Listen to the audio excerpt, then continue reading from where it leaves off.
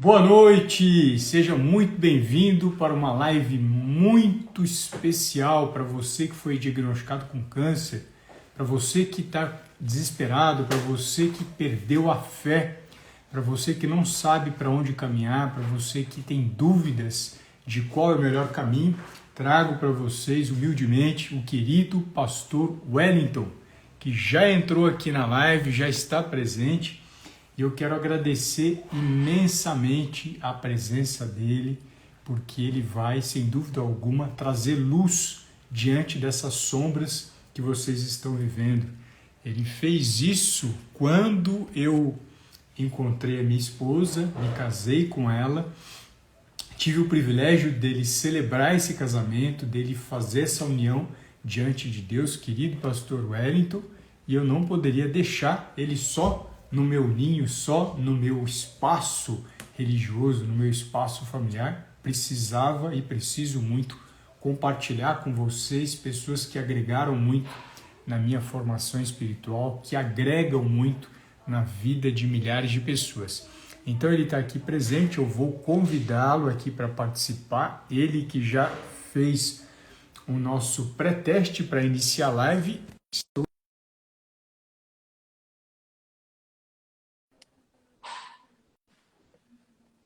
Estou aguardando ele aceitar.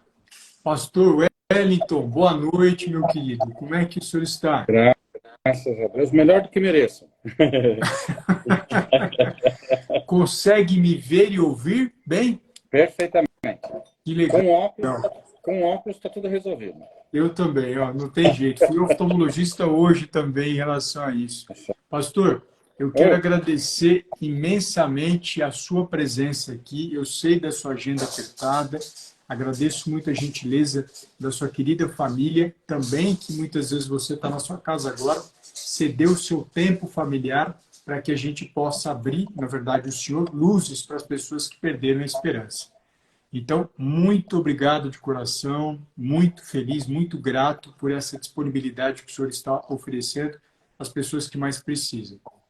Alexandre, primeiro eu tenho que dizer obrigado. É um privilégio poder compartilhar um pouco do coração e quem sabe nessa troca mútua, né, nesse compartilhar contigo e com todos aqueles que estiverem conosco aqui, a gente acaba sempre, mais do que ensinando, a gente acaba aprendendo também. Sempre surgem perguntas, sempre surgem observações, sempre surgem assim elementos novos que transformam a gente também. Então é um privilégio, mais do que ensinar, é um privilégio aprender. E certamente hoje será noite de aprendizado, inclusive para mim. Então obrigado por esse tempo aí de partilhar um pouco das experiências, da vida, daquilo que Deus tem feito nas nossas vidas, né? E obrigado pelo carinho, imerecido da minha parte, mas obrigado pelo seu carinho, seu da Priscila e para com a minha família como um todo, viu? Obrigado mesmo. Imagina, pastor.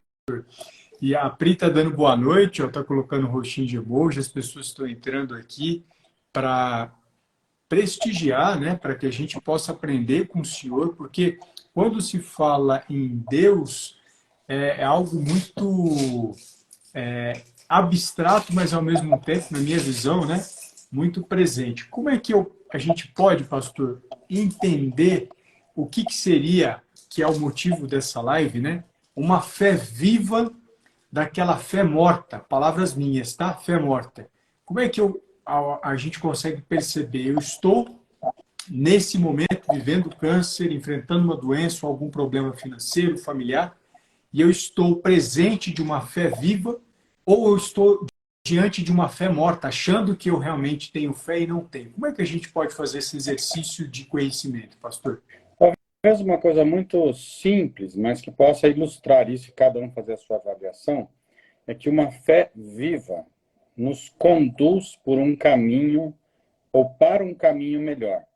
E uma fé morta não necessariamente nos conduz para um caminho pior, mas muitas vezes ela nos paralisa. E ficarmos parados diante de uma situação que muitas vezes a gente de fato não sabe como enfrentar, é algo que nos amedronta, é algo que nos assusta, mas muitas vezes nós não temos essa opção de ficar parados. Então, uma fé viva nos faz caminhar, entrar em movimento. Às vezes a gente não está enxergando absolutamente nada à nossa frente. Às vezes, diante de um diagnóstico, a gente, assim, tudo fica muito imprevisível. Como se a vida parasse, né? As outras coisas todas, é como se abrisse uma janela no nosso tempo de vida e, de repente, a gente se defronta com alguma coisa muito maior do que a gente pode lidar. Então, a fé viva, apesar dessa situação extrema, ela ainda assim nos ajuda a caminhar. E, pastor, que lindo, né? Só tenho a agradecer aí pela reflexão, pelo despertar. Acho que essa noite vai ser uma noite de despertares. Esse é meu anseio, o meu objetivo. O senhor já atendeu milhares de pessoas. Eu sempre tive o privilégio até mesmo de ver, muitas vezes, quando eu pegava meu menino na escola, o senhor exercendo o seu papel de cuidador de almas, né, de pescador de almas, conversando com diferentes pessoas em diferentes situações, seja no supermercado, seja no banco, seja na porta da escola. Já aconteceu, pastor, de alguma pessoa com câncer, alguma situação de desespero, o senhor poder ter essa liberdade de trazer o que a sua fala ajudou nessa pessoa, qual mensagem o senhor percebeu que aquela pessoa acordou, que estava entrando em desespero, que estava achando que tudo acabou, que o médico falou algo que realmente trouxe um balde de água fria, mas o senhor jogou fogo ali naquela situação? O senhor tem alguma situação para compartilhar Bom, conosco? existe um capítulo pequeno da minha vida, mas um capítulo. Eu pude fazer, já tem muitos anos isso, já tem quase 20 anos, mas um curso de capelania hospitalar, um curso de extensão da área de enfermagem lá da Unicamp. E ao longo de quase 2 anos, então assim, semanalmente eu estava no CAISM. O CAISM é aquele hospital ao lado do hospital da Unicamp, e especificamente, ou muitos, dependendo da ala em que a gente acabava fazendo o trabalho, né, era justamente na área de pessoas, pacientes, alguns deles chamados aí pacientes terminais, pacientes já numa situação bastante grave, né? Então, assim, de pessoas que, assim, já não tinham mais, do ponto de vista médico, não tinham uma expectativa de uma vida muito longa. Então, é claro, não é possível, nem posso fazer isso, né, no sentido de dizer nomes específicos e tudo mais, mas eu vou te falar, assim, foi uma experiência transformadora na minha vida, porque muitas vezes você, assim, entrava num quarto e você encontrava um paciente que estava nessa situação, assim, de uma informação que simplesmente apagou, mais do que apagou as emoções, apagou a pessoa, né? E aí conversava, trazia uma reflexão, às vezes era o silêncio, às vezes era uma oração breve, ouvir a pessoa e deixar a pessoa chorar, falar da família, falar dos queridos. E a diferença entre um paciente e outro não necessariamente tinha a ver com a solução eminente da cura, muitas vezes, de um câncer, mas tinha a ver como ela enfrentava essa situação que a debilitava de forma tão radical. Então, em alguns momentos a gente conversava, eu pude conversar com algumas pessoas que simplesmente me deram lições de vida em alguns minutos. Sempre essa visita hospitalar, ela é toda cercada de muitos cuidados, né? Era feito um trabalho junto da equipe, não era uma coisa isolada, aquela visita só do pastor e falar, não era isso. Às vezes a gente tinha, no período da manhã, aula com médicos, enfermeiros, psicólogos, e no período da tarde a gente ia em equipe, então, passando por alguns que haviam solicitado a presença de um religioso. E eu falo de um religioso porque o trabalho era feito junto com um padre também, que era o capelão lá, tinha um pastor e um padre, então a gente seguia esse trabalho junto, é uma parceria, e nesse trabalho de cuidado, o amor cristão transcende a placa da igreja do lado de fora. Então isso é muito bonito, porque na hora do sofrimento as pessoas vão para aquilo que é mais essencial da fé. E nesta essência da fé, a gente consegue estabelecer um diálogo de amor, de cuidado, estabelecer um diálogo em que a esperança é o que é o principal. E as outras coisas que, porventura, pensamos diferentes, isso daí não sobra tempo para a gente conversar. E aí, essas pessoas, no fim, que a gente ia para levar algum tipo de... imaginando que levaríamos algum benefício, no fim, essas pessoas é que nos abençoavam profundamente, porque traziam, assim, palavras de sabedoria, de olhar para a vida com tamanha sabedoria que nos constrangia. Então, eu vou te falar assim, é um trabalho muito difícil, porque você vai lidar com pessoas que às vezes você está com elas nessa semana e na semana que vem, às vezes você já não a encontra mais e não é porque ela voltou para a família. Algumas delas a gente conversava e às vezes no dia seguinte a gente já tinha informação que tinha partido. Então, essa relação da cura, da vida, da morte, da tristeza profunda, da esperança, elas vão se entrelaçando de uma forma, assim, eu diria, muito poderosa. E, mais uma vez, vem a grande questão: qual caminho a gente escolhe para trilhar diante dessas situações de desespero, de dor, de problema, seja, como você mesmo disse, de uma enfermidade gravíssima ou de outros problemas que a gente enfrenta na vida, né? Problemas, às vezes, familiares, problemas de relacionamento, no trabalho, financeiros e os problemas da vida como um todo. Como a gente reage a esses problemas, eu acho que é uma grande chave aí para a gente poder pensar na vida diferente, né? Acho que segue esse caminho. Então, você falou aí de perceber algumas pessoas que eu pude, talvez, aconselhar, eu vou dizer assim, essas pessoas estavam bem, porque, assim, estavam vivendo suas vidas de forma muito tranquilas. Estas outras, em situações extremas, à beira do limite da vida, essas sim, eu diria assim, vivenciaram problemas terríveis e Deus, na sua misericórdia, tirou muitas delas de lá e a gente pôde se alegrar também, né? Então, tem os dois lados, mas sempre o aprendizado de como cada se confrontava com os problemas. Acho que esse é um caminho interessante para pensar, né? Como lidar com o sofrimento.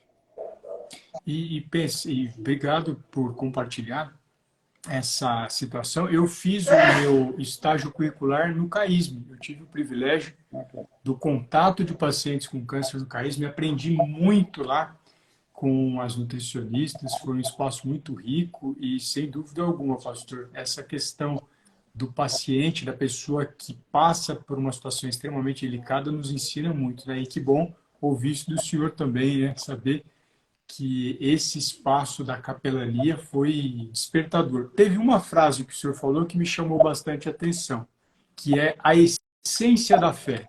Qual é a essência da fé, pastor?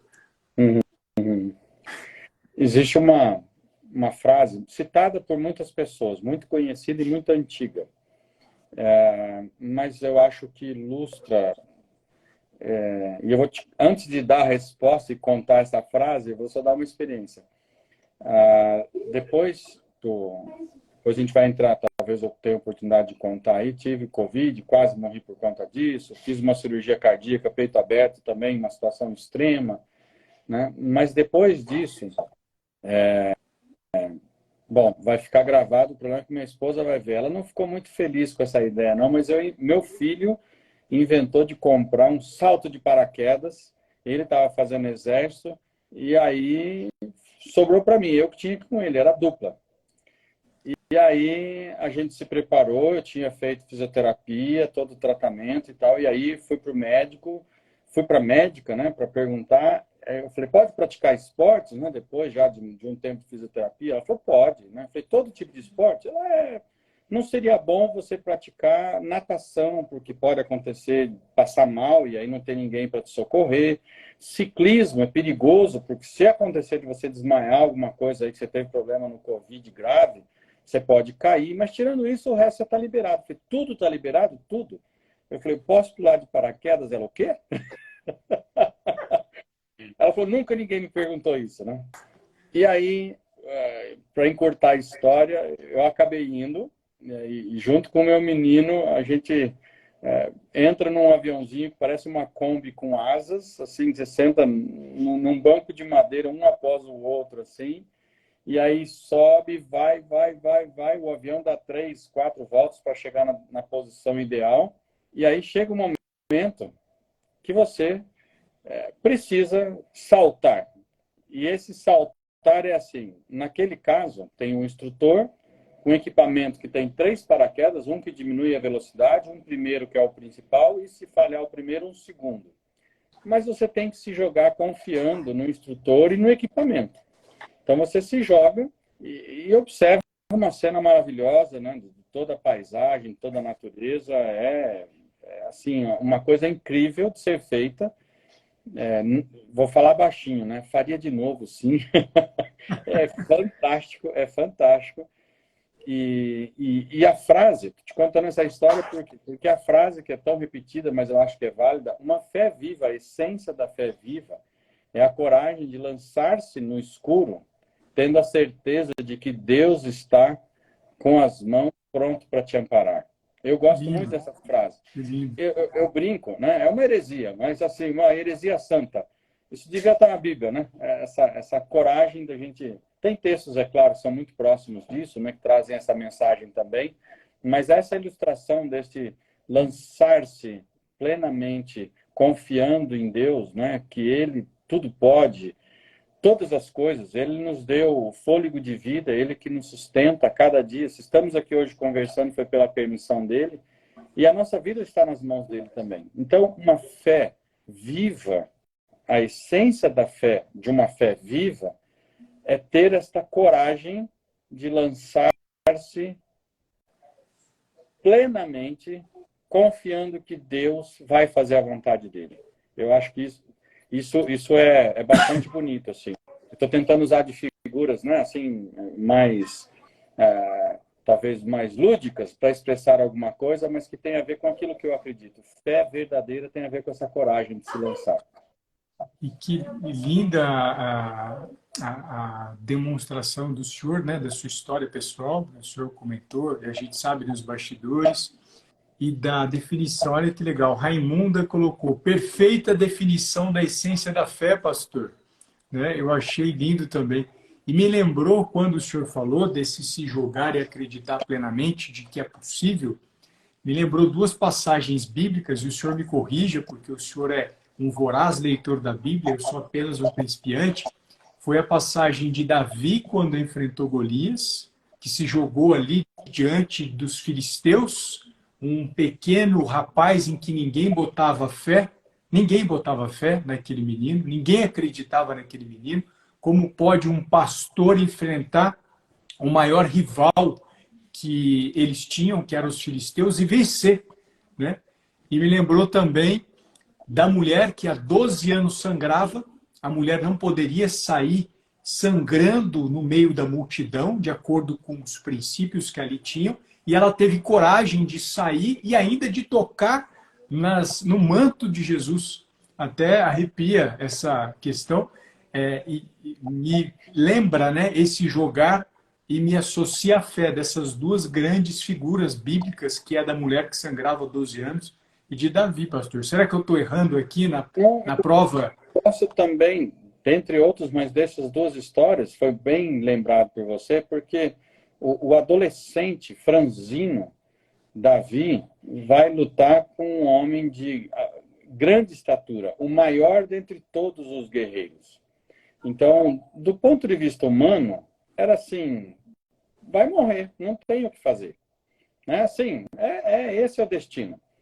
E aí a tentativa de colocar o uniforme de um soldado foi assim, uma cena hilária, né? Tentando colocar e aquilo lá pesa sobre o menino, ele não tem tamanho, força de homem, e ele não consegue nem carregar e tem que tirar as vestimentas de soldado porque ele não tem condições de ir. E eu fico pensando nas nossas batalhas contra os gigantes que a gente tem pela vida, às vezes a gente tenta usar as ferramentas erradas e a gente não consegue nem caminhar. E às vezes a gente precisa se despir destas ferramentas erradas e nos vestir desta confiança. É uma confiança muito pura em Deus. né? Como acontece com Davi. O exemplo da mulher é bastante oportuno também, gosto desse exemplo, porque assim, Jesus estava no meio de uma multidão, e quando a mulher toca, Jesus pergunta assim, quem me tocou? É engraçado essa cena, porque eu fico pensando assim, como assim, Senhor? Tem um monte de gente aqui apertando, tem um monte de gente não encostando. Quem tocou nas suas vestes, né? Se fosse um discípulo nos dias de hoje, um pouquinho mais, talvez adolescente, ia falar assim, tá de brinks?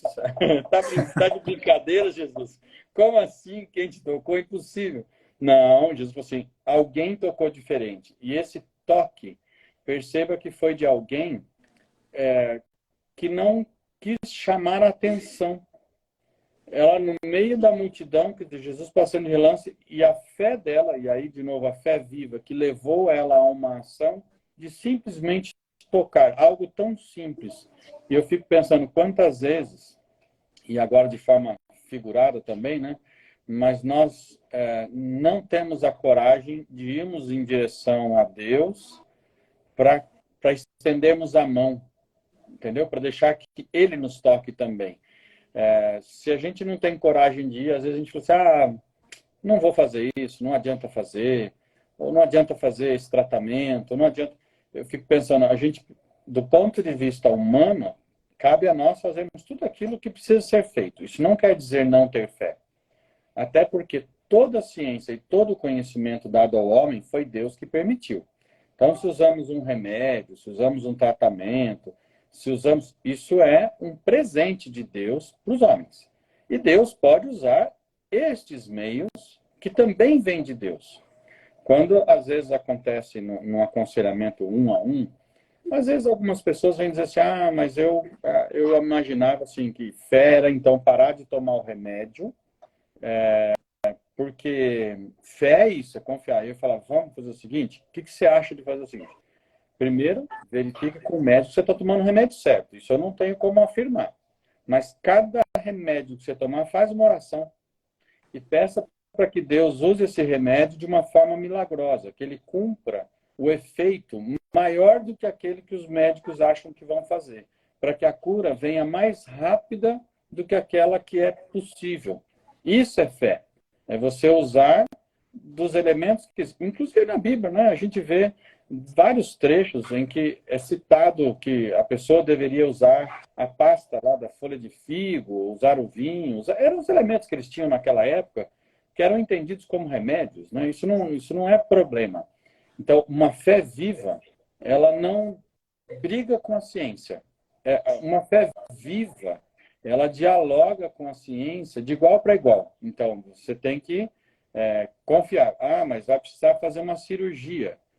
O médico não confia em Deus. Mas mesmo que ele não confie, peça para que Deus dirija as mãos do médico, de toda a equipe, porque numa cirurgia não é o médico. Na minha cirurgia cardíaca, devia ter na sala lá quase 20 pessoas. É uma coisa, assim, imensa. Né?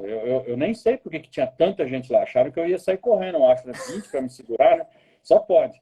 E aí, assim, a confiança é que Deus cuide para que cada um faça a sua parte com excelência e, apesar da ação humana, o milagre de Deus se realize para que o resultado seja com excelência.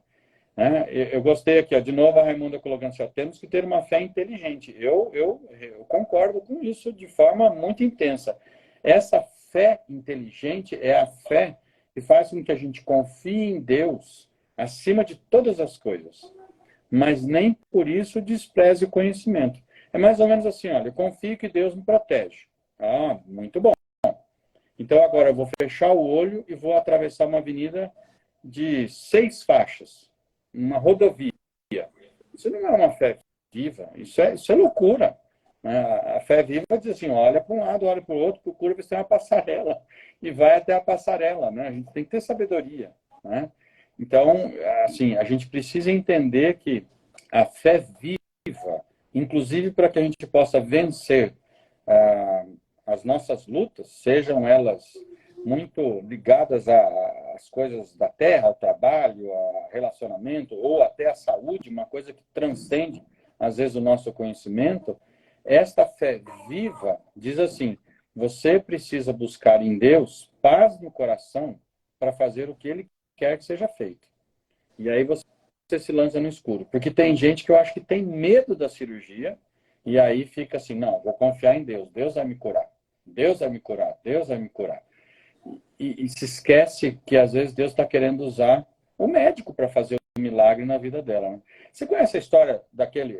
Vou tirar sarro da minha turma, né? Do pastor que morava numa determinada capela, numa região de inundação. Você conhece a historinha? Não conheço. Ilustração boa também. Conta para mim. Eu fui... Conta para mim. A minha esposa é de uma cidade de Minas, chamada Timóteo. Do lado passa um rio chamado Piracicaba. O mesmo nome do rio aqui que a gente tem perto de Campinas. Só que esse rio, como é uma região de muitas montanhas, quando chove, então esse rio vai aumentando o volume e ele não tem uma área muito grande para essa água. Então ele aumenta de altura mesmo, de profundidade.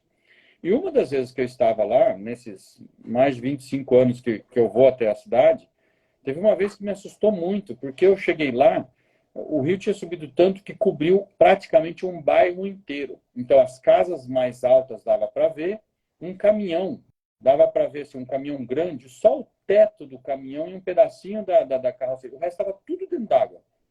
E aí, nessa mesma época, de quase 25 anos atrás, eu vi essa história, não me lembro de quem, né? De um pastor que, diante de uma situação como essa, vai ver que ele morava nesse bairro lá, assim, ele estava na igreja, começou a água a subir, e ele pedindo para que Deus o salvasse, né? E aí vieram alguns irmãos da igreja lá, falar para ele, pastor, vamos embora, viemos aqui para ajudar o senhor a tirar as coisas mais importantes aqui e tal. Ele falou, não, Deus vai me salvar. E aí a chuva continuou, o rio continuou a subir, ele se vendo no apuro, no térreo, ele já foi para uma parte mais alta, uma galeria, né? Nisso, vieram algumas pessoas que tinham um barco, que tinham vindo para socorrer família, vieram também para socorrer, passaram por lá, viram que tinha movimento e chamaram, eram vizinhos, nem eram da igreja nada, né? Mas chamaram pelo pastor para ele poder pegar carona num desses barcos e sair de lá, porque tinha muita chuva acontecendo. Ele falou, não, Deus vai me salvar. E não quis ir de jeito nenhum, o pessoal insistiu, mas não quis. Bom, a chuva aumentou, o único jeito que ele teve foi ir para o telhado, e ele foi para o telhado e a água subindo. O corpo de bombeiro foi lá com um helicóptero. E aí queriam tirar de qualquer jeito e ele disse que ele não ia sair de lá. E que o helicóptero e os bombeiros podiam salvar outras pessoas no bairro porque Deus ia salvar. Os bombeiros viram que ele estava numa situação meio perigosa, se tentasse pegar, era perigoso pular na água e tal. Falaram, bom, depois a gente vê o que faz. E foram salvar outras pessoas. Bom, infelizmente a água aumentou e esse pastor foi levado pela água e morreu. É só uma história, uma ilustração. Então vamos lá. Diz que ele chegou no céu, apesar disso daí tudo, chegou no céu muito nervoso, né?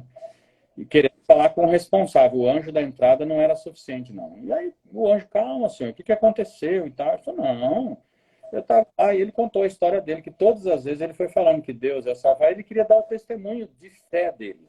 Aí a pessoa falou, não, vamos fazer o seguinte, então eu vou chamar então o responsável pelo setor aqui de entrada para dar as explicações para o senhor aqui, porque eu estou olhando no sistema, parece que está tudo certo, mas eu vou chamar ele que tem mais informações. Aí veio outra pessoa assim para o anjo responsável. Falou, olha, na verdade foi o seguinte, aquelas primeiras pessoas que foram lá, foi Deus que tocou no coração das pessoas para irem lá te buscar. Depois, Deus tocou no coração dos vizinhos, que nem da igreja era, que nem gostavam muito lá da sua igreja, mas foram lá para te ajudar. Aí depois Deus tocou no coração do governador emprestar um helicóptero para o corpo de bombeiro ter mais de um helicóptero, porque estava a situação grave, e eles foram lá te buscar primeiro. Deus movimentou um monte de gente, e você não quis dar ouvido nenhuma vez para Deus. Agora você fica quietinho, que você ainda está aqui, apesar de você não ter ouvido Deus falar tantas vezes. A aplicação disso é só uma ilustração, de novo, cheia de falhas, né, como toda ilustração, mas muitas vezes Deus está falando com a gente, mesmo através das situações mais extremas, e a gente continua brigando com Deus, sem querer ouvir o que Deus e as pessoas ao nosso lado estão falando. Então eu fico pensando, a gente precisa estar mais, assim, nos momentos difíceis, às vezes a gente precisa falar menos e ouvir mais. Porque às vezes a gente está gritando tanto para Deus que a gente não consegue ouvir o que Ele está sussurrando nos nossos ouvidos, entendeu? Então a gente precisa, às vezes, lidar um pouco com isso, assim, de lidar com essa ansiedade do que a gente quer de Deus e tentar ouvir o que Deus quer nos ensinar diante daquelas dificuldades. E linda a passagem que o senhor trouxe, pastor. Eu só tenho a agradecer, porque a ideia de toda essa live é despertar nas pessoas essa fé viva, né? Eu acho que no final da live o interesse é que a pessoa que tinha um grau de consciência e experiência com Deus, no final ela possa ser maior, né? Esse é o meu desejo. E o senhor me lembrou, nesta linda passagem, né, dessa ilustração, de uma das passagens dos Provérbios que traz que sabedoria, prudência valem mais do que rubi, prata e ouro, né? Então, eu acho que essas situações de prudência, né? Opa, peraí, eu tenho um vizinho falando para eu tomar um chá que dizem que cura o câncer, mas deixa eu ouvir o médico que estudou a vida inteira e está tratando, para ver se o médico ele assina embaixo esse chá que estão dizendo que cura o câncer. Né? Faz sentido, pastor, essas colocações que eu estou fazendo? Eu vou dizer assim, Deus pode curar com chá, sem chá, com médico ou sem médico. Se Deus quiser curar, Deus vai curar. Mas a gente precisa se lembrar, eu fiz uma anotação aqui, se você me permite Permito. só buscar aqui. O apóstolo Paulo, ele traz uma coisa pessoal dele. A gente não tem várias possíveis interpretações, então aqui eu não quero esgotar essa interpretação. Mas ele diz, escrevendo lá a igreja de Corinto, na segunda carta, 2 Coríntios 12, 7 a 10, eu vou ler só um pedacinho, para que eu não ficasse muito cheio de soberba, cheio de arrogância, com a grandeza das revelações que Deus estava trazendo para ele, de palavras, mensagens, orientações, ensinamentos. Ele fala assim, foi-me posto um espinho na carne. E aí a gente fica, o que é esse espinho na carne? Como é que a gente interpreta isso? Ele ainda coloca, mensageiro de Satanás, para me esbofetear a fim de que não me exalte. Aí ele diz assim, por causa disso, 3 vezes pedi ao Senhor que o afastasse de mim. E aqui não é 3 vezes, 1, 2, 3. É assim, insistentemente eu pedi a Deus que isso fosse tirado de mim. Então, ele me disse, a minha graça te basta, porque o poder se aperfeiçoa na fraqueza. Nossa, que chinelada que Paulo tomou aqui, né? Assim, ele estava pedindo para tirar o espinho na carne. E aí ele falou, não, Paulo. Ô, Paulinho. Ô, meu filho, é o seguinte, a minha graça é suficiente, te basta. Porque o poder, o meu poder na sua vida se aperfeiçoa na fraqueza. E aí o texto continua falando, porque eu sinto, quando fala assim, de prazer nas fraquezas, nas injúrias, necessidades, perseguições e tal, ele diz no final desse texto, no 2 Coríntios 12, 10. Porque quando sou fraco, então é que sou forte.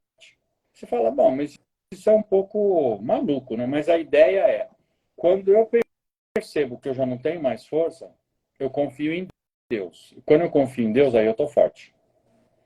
E sobre o espinho na carne, uma das possibilidades aqui, então, você está colocando, o que seria isso? Em Gálatas 4, 13 a 15, Paulo fala assim, a Galácia era uma outra região, então ele escreveu aos cristãos dessa região, e ele falou assim, e vocês sabem que eu preguei o evangelho, eu estou lendo o texto, trazendo um pouco aqui numa linguagem mais, né, mais do nosso dia a dia, mas é esse o texto. E vós sabeis, vocês sabem que eu preguei o evangelho a primeira vez por causa de uma enfermidade física. Então, Paulo tinha uma enfermidade física, certo? Então, dá para relacionar, talvez, essa solicitação, esse pedido a Deus dessa enfermidade. E posto que minha enfermidade na carne vos foi uma tentação. Olha, ele tinha uma enfermidade que, num primeiro momento, trouxe dificuldade ali. Contudo, não me revelastes desprezo nem desgosto. Então, assim, a enfermidade física que ele tinha não trouxe por parte daqueles cristãos nenhuma repugnância, nenhuma rejeição do apóstolo Paulo. Aí, no final desse texto de Gálatas 4, 13 a 15, ele fala assim, pois vos dou testemunho de que, se fosse possível, teríeis arrancado os próprios olhos para me dar. Alguns estudiosos estudiosos relacionam essas falas do apóstolo Paulo. Eu gosto dessa interpretação. Provavelmente ele tinha um problema muito sério nos olhos, e quando ele foi pregar a primeira vez aos cristãos, aquilo chamava a atenção das pessoas. Ou porque era muito feio, tinha alguma coisa. Ele não tinha óculos de sol para esconder, né? E aí, ele também fala em Gálatas, assim, ó, vede com que letras grandes vos escrevi do meu próprio punho. Dada a dificuldade nos olhos, ele teve que escrever com letra bem grande. Quando a gente relaciona isso, tem alguns que dizem que, assim, Paulo tinha uma enfermidade física. Ponto. Isso é fato, ele falou. Então, isso não é interpretação, é só ler no texto, né?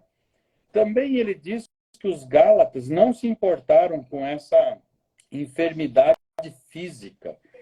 Inclusive, ele diz assim, ó, inclusive, se fosse possível, vocês teriam arrancado os olhos de vocês para me dar. Então, está relacionado com alguma coisa na face, alguma coisa talvez estética, que gerasse repugnância. E Paulo escrevia com letras grandes. Aí, qual que é a conclusão de alguns estudiosos? Aí eu já fico um pouco, né? Como é que Paulo se converte? Uma luz muito forte o derruba de um animal, e é quando Jesus fala com ele: Saulo, Saulo, por que me persegues? Talvez em consequência dessa experiência espiritual, mas também física, ele tenha adquirido algum tipo de problema na vista.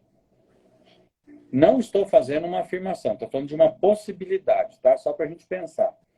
E isso trazia muito incômodo para o apóstolo Paulo. E quando ele insistiu para Deus, pedindo para Deus tirar, Deus respondeu para ele: a minha graça te basta, porque o poder se aperfeiçoa na fraqueza. Eu não queria estar no lugar do apóstolo Paulo, não. Por isso que eu sou eu mesmo, fraquinho, desse tamanhozinho. Mas olha que legal. Só li textos bíblicos, né? Aqui eu não estou fazendo muitas coisas além de ler os textos e citar para você. Então, alguns estudiosos falam assim que ele poderia ter uma espécie de escama nos olhos, alguma coisa que deixou esbranquiçado, quem sabe com algum tipo de alergia, que os olhos deles lacrimejavam constantemente.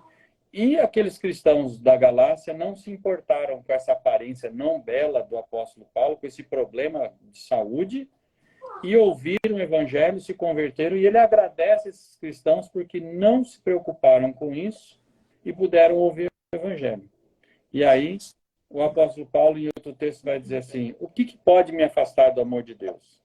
Será angústia, tribulação, perigo, espada? E aí ele vai citando todas as desgraças que ele passou, né? E não foram poucas, naufrágios, açoites, e ele vai falando de um monte de dificuldade que ele passou na vida, mas ele diz que nada pode separar ele do amor de Deus. Então, uma fé viva é aquela que compreende que nenhuma dificuldade pode nos separar do amor de Deus que está em Cristo Jesus. E eu vou completar isso. Nem mesmo a morte pode nos separar do amor de Deus. Eu vou te falar. Claro que a gente fica triste quando morre uma pessoa querida. É natural isso. Quando eu passei pela minha dificuldade, eu tive o meu momento de conversar com Deus e fazer a minha oração de entrega. Eu fiz isso. Teve um momento que, dada a piora do meu quadro de saúde, da fala dos enfermeiros quando achavam que eu não estava ouvindo, repetida por um enfermeiro quando eu saí da UTI, que ele falou que eles imaginavam que eu era do time que não voltaria para casa, porque muitas pessoas que estavam melhor do que eu vieram a falecer. E eu fui tão teimoso para morrer, que eles acharam que a única coisa que me faltava era morrer, de tão ruim que eu fiquei.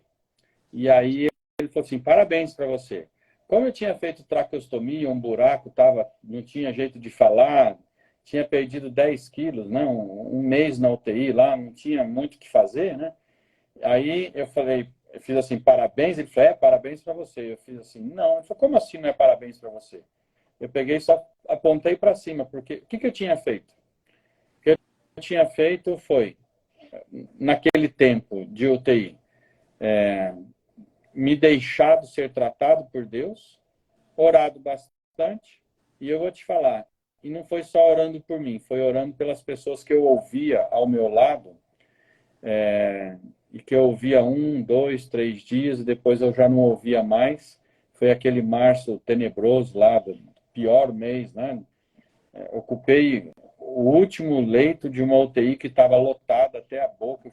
Assim, a última vaga no final da tarde desocupou, e aí eu ocupei esse leito, e Deus resolveu que não era a minha hora. Então, eu vou te falar assim, a fé viva nos faz ter esperança. Quando eu fiz a minha oração de entrega da minha vida, que eu pedi pela minha família, que eu orei entregando, né? Quando eu fiz isso, entregando, né? Assim, me colocando plenamente nas mãos do Senhor.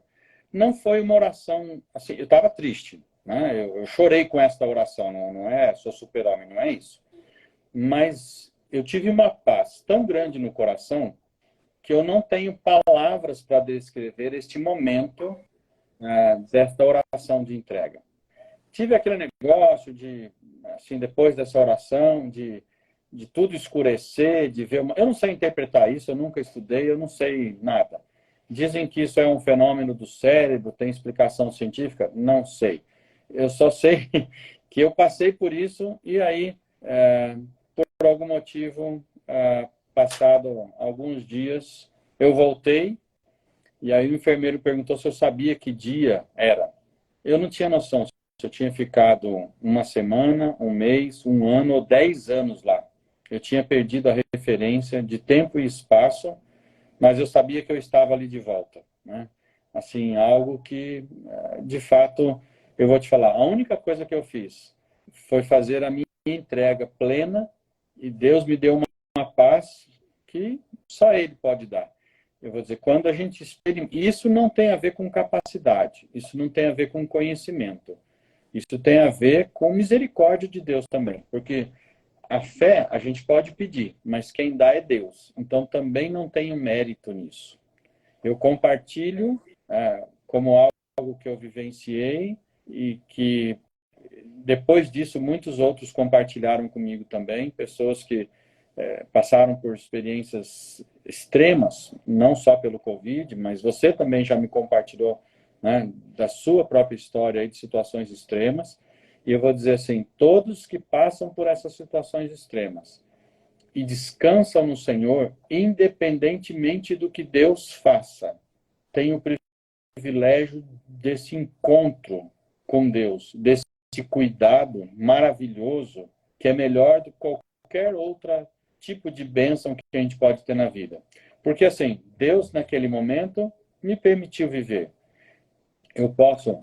Tive depois lá o problema na cirurgia cardíaca grave também, mas foi vivenciada numa outra dimensão de confiança já a partir dessa primeira. E eu vou te falar, mesmo que eu tivesse morrido, se isso tivesse acontecido, eu tenho certeza de que Deus estaria cumprindo o propósito dele na minha vida e de alguma forma abençoaria a vida de outras pessoas. Porque a gente pode receber esta graça, este milagre da vida em diversas situações, né? Não só na saúde ou diante de uma situação iminente de morte. Mas o fato é que a vida passa rapidamente, de acordo com o Salmo lá, e tudo passa, o tempo voa, né? Tudo passa rapidamente e nós voamos, numa expressão, mas assim, a vida passa muito rápido. E por mais que a gente se esforce, por mais que a gente tenha fé, por mais que se recorra à cirurgia plástica, né, não tem jeito. Você pode chegar, né, meu avô bateu lá nos 99. Eu tenho, né, conhecido pai de um pastor amigo meu que está com 103. Tem aí as histórias dos 120. Mas o que acontece é que nós podemos ter a certeza de que o tempo que estamos vivendo, ele precisa ser vivido com alegria. E isso só é possível quando a gente encontra essa paz. Não tem a ver então, com, vamos dizer assim, com um doutrinamento, não tem a ver com... Desculpa colocar, eu não sei quem está nos ouvindo, e às vezes a gente pode ser um pouco duro com as palavras, mas não tem a ver com essa loucura que as pessoas dizem ser a fé e a vida cristã. Tem a ver muito mais com experimentar este cuidado de Deus e uma vida muito humilde, entendendo que Deus está no controle de tudo. E Ele está no controle de tudo porque a cada manhã Ele renova a misericórdia sobre as nossas vidas. Então, cada fôlego de vida, e eu consigo te falar isso, e eu vou respirar para não me emocionar, mas cada fôlego de vida, efetivamente é Ele que nos dá. Quando eu estava sem fôlego nenhum, eu sabia o valor disso. E eu sei o valor disso. De cada fôlego de vida, de fato, Deus que nos dá. Então, a gente precisa experimentar essa confiança, que não é uma confiança maluca, mas é uma confiança que traz paz a despeito, né, apesar de todas as dificuldades à nossa volta. É uma paz que a gente só encontra nele. E eu vou te falar, filme ótimo para assistir, né? Vamos ver se eu vou lembrar o nome e os dois atores principais. Eu vou te dar o roteirinho e você vai me ajudar.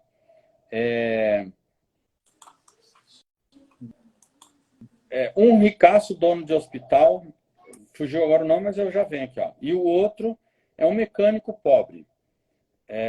Já alguém vai nos ajudar. Quase aqui. Deus? Não, é um filme de Hollywood, não é um filme evangélico, nada, é um filme comum. E aí os dois decidem escrever os 10 desejos antes de morrer. Filme belíssimo, para pensar na vida. O que você quer fazer? Vamos lá. Jack Nicholson, vamos pegar aqui. Eu estou com ele aqui. Antes de partir. Isso. Eu colei, viu, pastor? Eu colei aqui no Google, tá? É isso aí. Obrigado. Eu colei do Google, eu não sabia, não. Olha lá, já tem gente lembrando. Isso daí, eu vou dizer assim, ó, é uma comédia, mas que faz pensar sobre a vida. Como que os dois viviam a vida e como que a gente precisa viver. Então, essa é uma dica legal, assim. De filme deve ter, né? Só procurar por aí, é filme comum, atores conhecidos, antes de partir. E a outra, talvez assim, a outra coisa para a gente pensar, não sei, o tempo nosso já deve estar quase se esgotando, mas eu tem uma música, eu gosto muito da música, que tem como tema, você sabe qual é aquela palavra sinônima para lápide do túmulo? Não sei. Música conhecida. Vou te dar mais dica para você achar. Vai falando. Metallica, não? Oi? Não. É uma música. Vou brincar com você agora. Essa só vou fazer. Olha lá. Tenta descobrir. A música fala do que eu queria escrever, a mensagem que eu queria deixar na minha lápide. Aí, a música começa assim: eu queria ter, e aí vai falando de eu queria ter feito um monte de coisa. É do Borges, aquele poeta chileno? Não. Se eu vivesse... Não é música evangélica, não. Eu tô brincando com você. Ter visto o sol nascer. E aí, veio? Não veio, pastor. Epitáfio. Pronto. Epitáfio, né? Epitáfio. Essa música é dos Titãs. Que legal. E aí, olha só que legal. Eu gosto dessa música numa perspectiva, assim, para a gente pensar nela. Olha só, a música fala assim, ó, devia ter amado mais, devia ter visto o sol nascer, devia ter arriscado mais, até errado mais, ter feito o que eu queria fazer. Queria ter aceitado as pessoas como elas são, cada um sabe a alegria e a dor que traz no coração, e a música vai por aí. Só que daí ele fala assim, o acaso vai me proteger. Aí aqui não tem jeito, aqui eu discordo, né, no sentido que não é o acaso, né? Quem vai me proteger enquanto eu andar distraído, eu sei quem né? É quem me criou no ventre da minha mãe, quem me deu vida, quem conversou comigo quando eu estava lá totalmente desligado, né? E ainda que a música seja bonita e a gente possa ouvi-la, né? Pensar assim, a gente precisa, ao invés de cantar nessa perspectiva que nós deveríamos ter feito tantas coisas, a gente devia colocar, sabe uma coisa? Vou começar a fazer todas essas coisas. Eu tenho o privilégio privilégio, eu moro num apartamento, num bairro que é um bairro alto aqui de Campinas, e é um bairro, também concordo com a Zilma, uma música linda mesmo, viu, Zilma? Assim, eu moro num apartamento e que ele é alto, num bairro alto. Então, o que acaba acontecendo é que toda tarde eu sou privilegiado, né, de poder contemplar, quando eu estou em casa, obviamente, né, um pôr do sol maravilhoso, é incrível esse pôr do sol. E aí, eu e minha esposa, de vez em quando um está em casa e o outro não, a gente tira foto do pôr do sol e manda para o outro. E quando a gente tem a oportunidade, às vezes no sábado, no domingo, a gente senta junto, se é no inverno, tomando um chazinho, um chocolate quente, se é no verão, pode ser uma água com gás, gelo e limão ali, assim. Alguns já estão brincando, pensaram na cervejinha ali também, né? Mas assim, tomando uma bebida gelada e aí olhando esse pôr do sol e pensando assim, quão maravilhoso, que privilégio que eu tenho de poder observar algo que acontece todos os dias, mas que tem tantas poucas pessoas que percebem aquilo que Deus está fazendo nas suas vidas. Então, vamos só voltando aqui, né? A fé viva tem a ver com essa sensibilidade diante da dor, de perceber, de enxergar coisas que às vezes a gente não enxerga na correria da vida. Eu fico pensando assim, ó, vou tirar o meu óculos, né? O sofrimento pode ser, em alguns momentos, um óculos para a gente poder perceber coisas na nossa vida que a gente não estava percebendo. E isso é transformador. Então, é uma fé viva que nos movimenta, independentemente daquilo que acontecer no final da nossa caminhada. Ela vai acontecer. Pode ser que aconteça alguns com menos idade, outros com muita idade, alguns vão se surpreender achando que é antes e vai ser bem depois, né? Todo mundo tem algum parente, né? Todo mundo tem, assim, alguma pessoa que fala assim, você pergunta como é que tá, e a pessoa começa a falar, não tô bem e tal, e a pessoa fala isso a vida inteira, né? Então, assim, você conversa, você não conhece, dá a impressão que a pessoa está morrendo. E essa pessoa só reclama da vida, ela só olha com olhos assim de desânimo para a vida.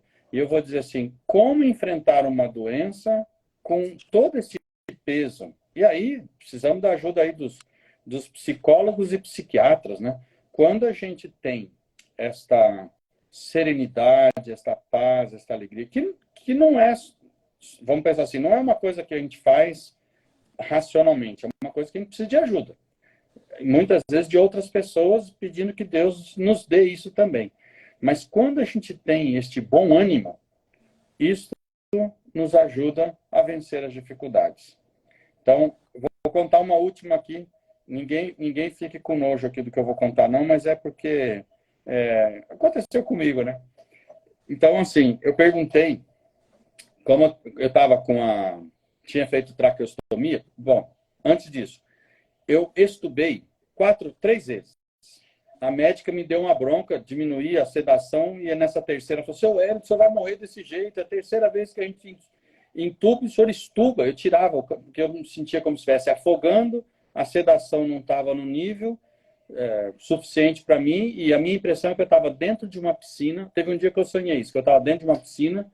Sabe aquela brincadeira de mergulhar e ver quem fica mais tempo debaixo d'água? Eu sonhei que eu estava fazendo isso, só que eu não conseguia sair, eu estava me afogando. Era o meu pulmão que estava tudo esculhambado. E aí, eu estava sonhando com isso. O que eu fiz? Tirei o que estava na minha boca. Era o cano. Eu estava sonhando, né? Não estava em plena consciência nesse momento. E aí, ela me deu essa bronca, e aí decidiram me desligar de vez, me entubaram uma 4ª vez e me colocaram em coma.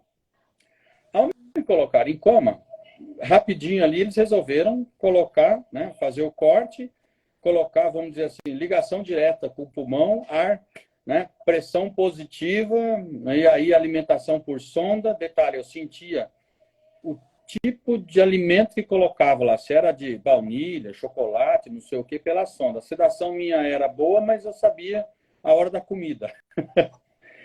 E aí, vamos dizer assim, mesmo nessa situação extrema, quando aconteceu de eu melhorar, eu perguntei para a fisioterapeuta, né, para a equipe lá, para a enfermeira, por que eu precisava fazer para ajudar. E aí ela falou, então nós vamos... Inclusive uma pessoa muito querida que me ajudou nesse primeiro momento de retirar o equipamento. Então eu tinha que tossir, porque tinha que limpar o pulmão. E era terrível, é uma dor, é um negócio difícil de explicar, assim, mas é muito ruim, muito ruim. E aí explicou lá que tinha 3 ou 4 tipos de tosses diferentes, e quando isso acontecia, tinha que chamar, eles pegavam uma espécie de um aspirador para limpar, né? Fazer a limpeza, e vamos pensar assim, deixar o mais limpo possível para poder continuar respirando. Aí eu contei uma historinha para a menina, só que nessa época eu já estava conseguindo, não conseguia falar. Então eu pedi para eles uma prancheta, um canetão, papel, e eu escrevia, eu me comunicava escrevendo. Aí eu escrevi uma historinha assim. Você conhece a história dos 2 amigos? Um chegou com um cabelo verde, né? E o amigo perguntou para ele, por que você está com cabelo verde? Aí eu escrevi isso para ela e ela leu. Eu lá deitado, mal, tinha perdido 10 quilos, barba por fazer, aquela cara literalmente moribundo ali, assim, tava mal toda a vida, né? E aí ela falou, não sei. Aí eu escrevi para ela, tampei e segurei a mão assim, né? O menininho fazia assim, não sei, né? O cabelo verde era da mesma cor do líquido que ela estava tirando de dentro de mim, né? Ela deu risada e tal, ela não esperava nunca que um sujeito ali passando mal, quase morrendo, né, fazendo aspiração, quando tosse, o olho dava a impressão que ia saltar de tanto que eu tossi, uma coisa horrível. Aí ela achou graça, chamou outro enfermeiro, tampou, mesmo que eu fiz, ela mandou ler e tal, aí chamou outro, ela fez isso com 4 ou 5 pessoas, aí eu pedi para ela parar, porque eu já não estava mais conseguindo, né, porque eu estava rindo deles, rindo. A piada é horrível, ninguém precisa contar nunca para ninguém isso daí, né? Mas, assim, tentando encontrar... Por que eu estou contando essa bobeira, né? Porque, assim, tentando encontrar alegria, mesmo nesses momentos mais extremos, mais agudos, isso nos ajuda a ter força para a gente poder lutar, né? Quando a gente perde essa capacidade, né? E isso a gente precisa que as pessoas estejam ao nosso lado nos ajude também. Mas quando a gente perde essa capacidade de lutar, eu vou dizer assim, o próprio corpo padece, né? Eu vou achar um texto aqui, que eu não vou lembrar a referência exata, para não citar errado. Enquanto a gente vai falando aqui, eu vou achar um texto. Claro, pastor. E que lindas todas as histórias que o senhor tem trazido aqui. O meu interesse é que a live fique gravada, para que as pessoas possam assistir, possam compartilhar com outras pessoas com câncer, possam compartilhar em grupos de quimioterapia, de radioterapia, onde houver alguém desejando aquecer a fé, essa live é muito bem-vinda, essa live vai ser muito importante. Você citou aqui Provérbios, um outro anteriormente, né? Provérbios 24:10. Anota esse daí, porque é uma luta. Não estou dizendo que é fácil e que a gente consegue, porque tem dias que a gente fica cabeça baixa e a gente tem que lutar contra isso. Mas olha só, Provérbios 24:10 diz assim, se te mostras fraco no dia da tua angústia, a tua força é pequena. Então, por silogismo aqui, vamos pensar assim, imaginando aqui a frase. Se a gente se mostra forte no dia da nossa angústia, a nossa força é grande. Fazendo aqui só o trocadilho com as palavras, né? Só invertendo aqui. Como é que a gente consegue isso? Eu vou dizer assim, a gente precisa da ajuda das pessoas ao nosso lado, porque eu acho que é importante, para aqueles que estão vivenciando, às vezes, até a situação do câncer, compartilhar com as pessoas que estão do lado, dizer assim, ó, no momento em que eu estiver muito para baixo, me ajuda, e aí tem que ver o que cada um gosta, né? Não tem uma regra, não tenho aqui, eu não tenho eu não tenho nada, vamos dizer assim, formulado, uma regrinha, 7 passos, nada disso, mas assim, cada um precisa entender, né, como enfrentar essa luta e pedir ajuda para quem está do lado para justamente poder se levantar e caminhar. Eu vou te falar assim, quando eu recebi a notícia que eu precisava tossir para poder limpar o pulmão, porque isso poderia me ajudar a sair da UTI, eu virei um alucinado tossidor lá assim, né? E aí pedia para vir fazer a limpeza lá, para aspirar, né? De manhã, perto do almoço, aí no começo da tarde, de noite, eles devem ter falado, esse cara é louco, porque é muito ruim, né? É muito, assim, como é que eu vou falar assim? A gente passa mal, vamos dizer assim, na hora que faz, mas eu queria de todo jeito, já que tossir era a solução para poder ajudar, expectorar, para poder limpar o pulmão, eu falei, eu vou tossir, tá bom, fiz isso. Quando eu saí da UTI e eu fui para o quarto, eu tinha que ficar, ainda estava... Bom, primeiro dia, a enfermeira me abraçou, me tirou da cama e me pôs no sofá e não tinha força para ficar em pé sozinho. Eu nunca fiquei internado na minha vida, nunca tive nenhum problema grave de saúde, assim, nada. Então, foi angustiante me ver naquela situação de fraqueza total, né, de perder força.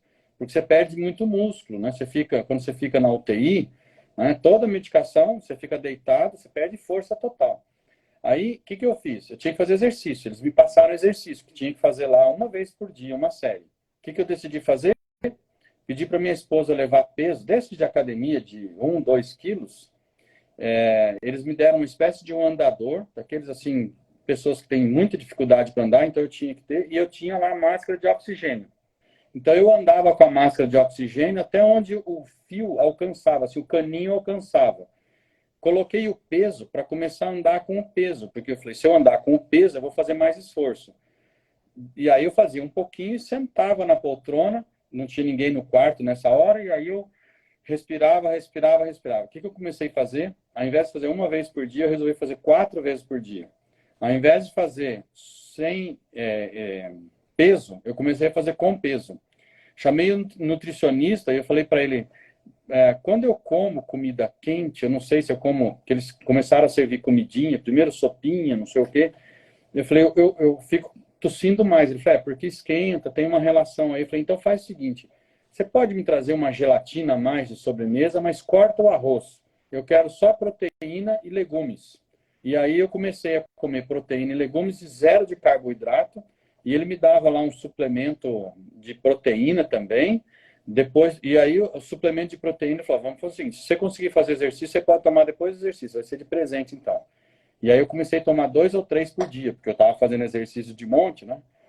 E aí, depois de uma semana, eu estava andando sem o andador, sem o oxigênio. E aí o pessoal falou assim, nenhum caso até esse momento, neste hospital, dentre os milhares que tinham passado pelo hospital, não era um hospital pequeno, e passou muita gente um ano antes de mim, né, ao longo daquele ano. Ninguém teve uma recuperação tão rápida, em tão pouco tempo, tendo ficado na UTI em coma como você ficou. E aí, o que eu pensei, né? Fiz um vídeo para minha família, peguei aquela música lá do Rock Balboa, né? Olhos de Eyes águia. of Tiger. Isso, olhos de tigre, né? E aí fiz um videozinho só para a família brincando, né? Fazendo exercício lá, eu todo tudo torto, tudo feio, mas fazendo exercício que eu tava que nem o Rock Balboa. Apanho, mas não caio e não desisto, né? E eu fico pensando, a gente precisa disso, né? E a gente precisa de gente ao nosso lado que entenda o nosso momento de lágrima, às vezes o nosso momento que a gente não quer falar, que a gente quer ficar quieto. Também não é para ficar pilhando o outro, não é isso, né? A gente precisa de sensibilidade de quem está em volta para entender o momento da pessoa também, né? Mas eu digo, para quem está vivendo, não se deixe assim dominar por essa angústia, né? Lute contra isso o máximo possível, porque se você tiver, assim, se você lutar contra isso, eu vou dizer assim, você será abençoado nesse processo, nessa luta, seja lá qual for o fim. E isso é maravilhoso, porque a bênção não está na chegada, a bênção está no caminho que você decide trilhar, né? Uma vida de fé, de excelência, de fé viva, de fé abundante, é uma vida em que você caminha, mesmo em meio às lutas, às dificuldades, entendendo, voltando àquilo que a gente falou lá no começo, entendendo que Deus está junto com você. Você está passando no meio do deserto, Deus está contigo. Você está no meio da tempestade, Deus está junto contigo. Você está passando no meio da tribulação que você acha que você não tem força. Deus está ali pronto para segurar a tua mão e te ajudar a continuar.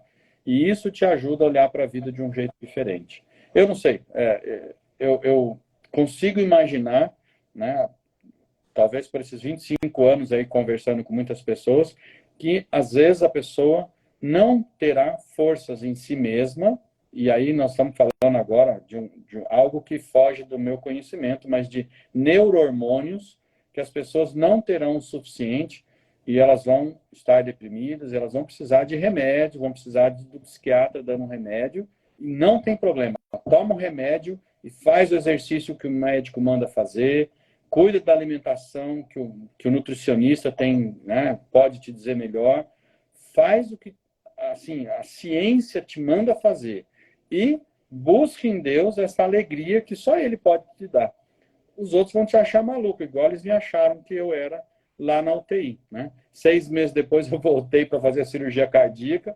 Como eu era brincalhão, o pessoal pegou e falou: pô, Hélio, não adianta, você podia ter chamado a gente ia lá na recepção. Teve que voltar aqui para cá, uma cirurgia cardíaca aberta agora, desse jeito você vai ter que fazer? Tá vindo mais para a UTI do que a gente que trabalha aqui brincando comigo, né? Na sequência, eu indo para o centro cirúrgico, o anestesista falou: Wellington, qual que é o seu último pedido? Porque já que eu era brincalhão e brincava com tudo e com todos, né? Ele falou: qual que é o seu último pedido? Eu falei: doutor, eu não quero assistir a cirurgia. Ah, mas aquilo a sala inteira rachou de rir, porque como assim assistir cirurgia cardíaca, né? Não, pode ficar tranquilo, eu já vi aqui que você é duro na queda, vou te dar dose dupla aqui, fica tranquilo. Terminou a cirurgia. O médico exigiu que minha esposa, assim, logo na saída da cirurgia, quando eu voltei, né, recobrei, assim, minimamente, né, a noção do que estava acontecendo. Aí, minha esposa veio próximo, eu peguei e falei para ela assim: agora não é só você que tem o meu coração, o doutor ali também ficou com o meu coração nas mãos. Ela falou: ah, doutor, pode levar ele embora, já tá bom, já tá contando piada. Tava com o peito, vamos dizer assim, passaram lá a maquita, mais de um palmo aberto, quase do pescoço até perto da barriga ali. Sabia que ia ter uma recuperação doloridíssima aí pela frente, mas tudo certo. Vamos ter esse bom ânimo, né? E essa é a mensagem de Jesus para a gente, né? Ter bom ânimo. E eu acho que o bom ânimo tem a ver com isso, assim, enfrentar os Golias que a gente tem, assim, ó, tira muitas vezes as armaduras e vai com aquilo que você tem e vai porque Deus é que vai dar a vitória, seja ela qual for. E às vezes a gente pode pensar assim: mas e se não der certo? Porque é o medo de todo mundo, certo? Você passou por isso, eu também passei. Eu vou dizer assim: se não der certo e você tiver com essa fé viva, o que vai acontecer é que você vai ter o privilégio de viver a eternidade na presença desse Deus, num lugar que não há dor, não há choro, não há morte. Quem fica, que fica sofrendo, porque quem vai para viver num lugar melhor. E a gente precisa acreditar, né? Ver a vida com esperança aqui e essa esperança na eternidade. Fica mais fácil da gente enfrentar todas as lutas e dificuldades que tem pela frente. E vamos que vamos. Pastor, que lindas mensagens o senhor trouxe aqui essa noite, viu? Eu só tenho a agradecer pelo reavivamento da fé minha e de todos que aqui estão presentes. Eu não sabia de todos os detalhes do que você passou.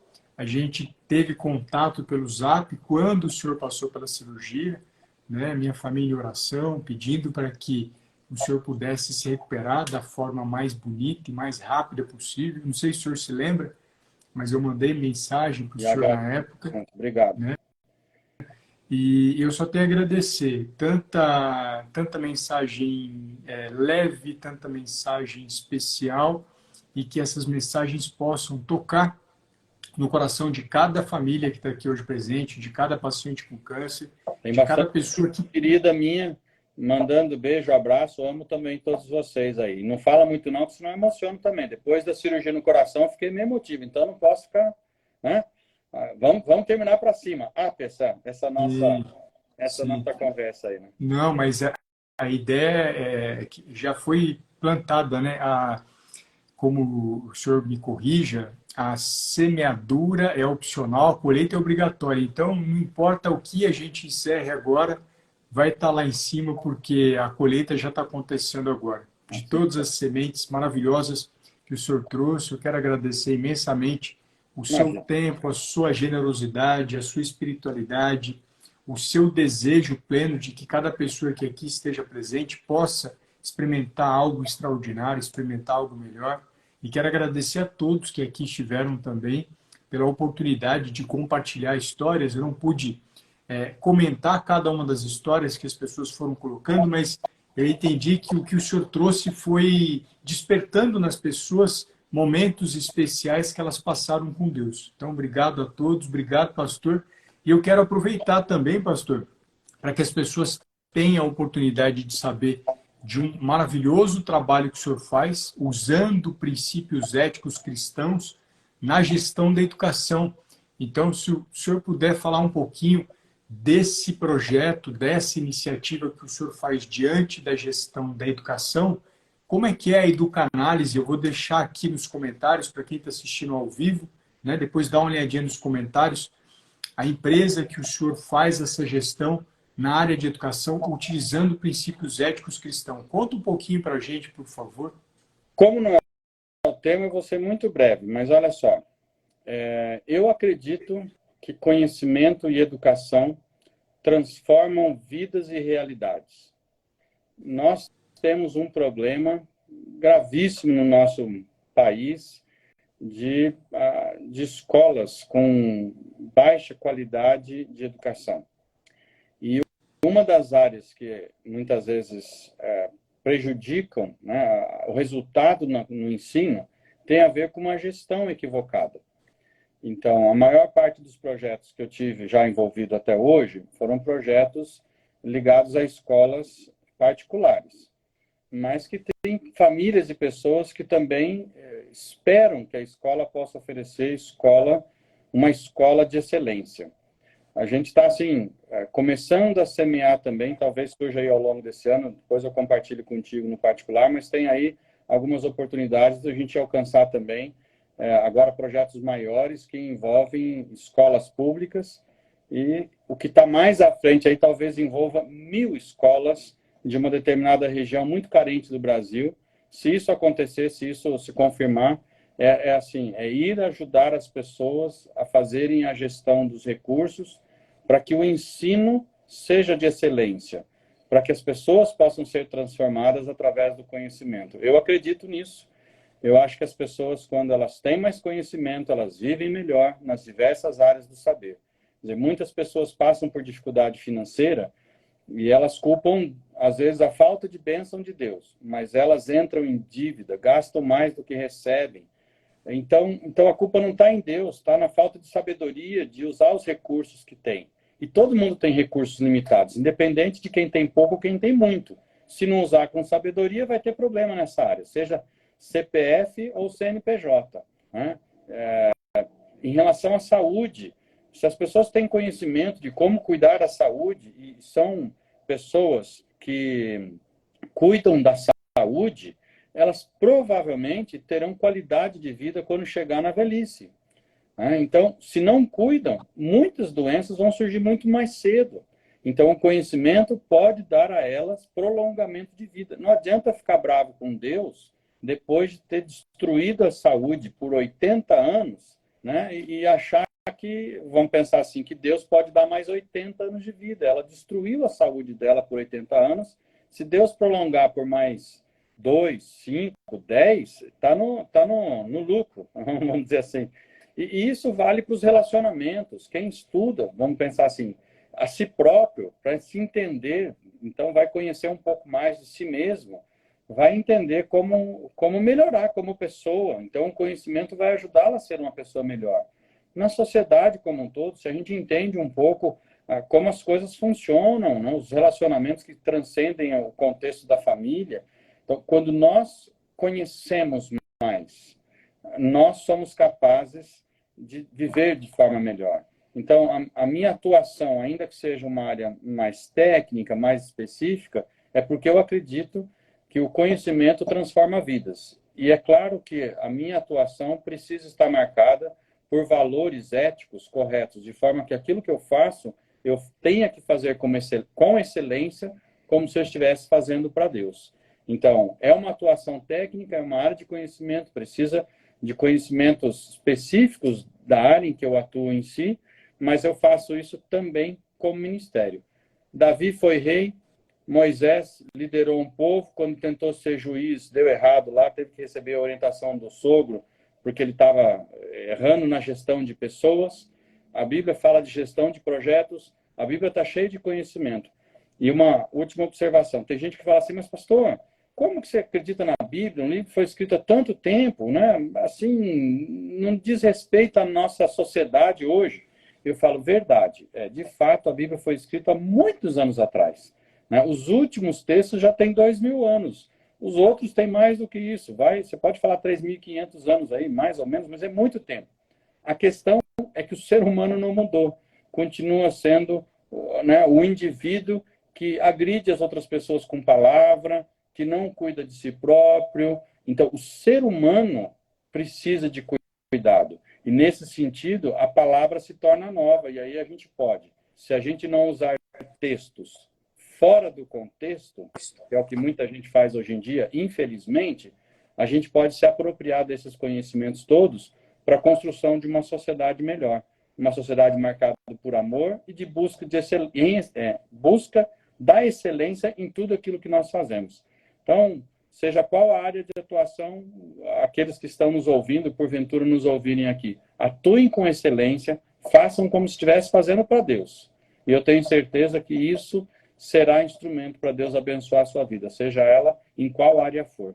Eu creio nisso, na minha empresa atuo desse jeito, e eu tento, de alguma forma, servir as pessoas e a sociedade também seguindo esses princípios bíblicos.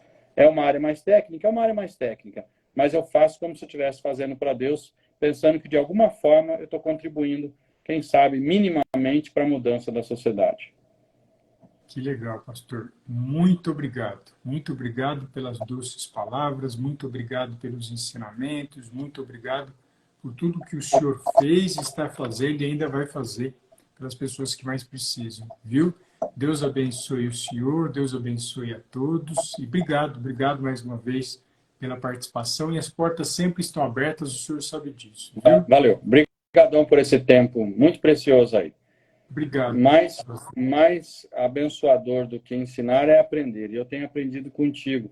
Então, precisamos tomar mais café para aprender mais. Um grande abraço para você e para todo mundo que participou com a gente aqui. Porventura esteja ouvindo também em outro momento. Um abração. Um abraço, pastor. Vai ser um prazer. Café totalmente aceito. Até mais. Tchau, tchau. Tchau. Tchau.